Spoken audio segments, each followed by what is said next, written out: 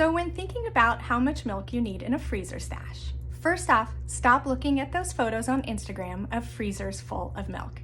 That is not a normal expectation of how much milk someone should have in their freezer.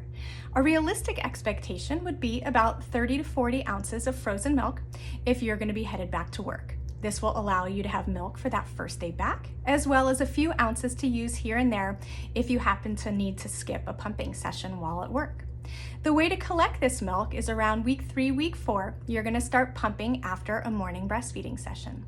And what this will allow you to do is get probably about 3 to 7 ounces a week stored in the freezer, and you will have plenty of milk for when you return to work.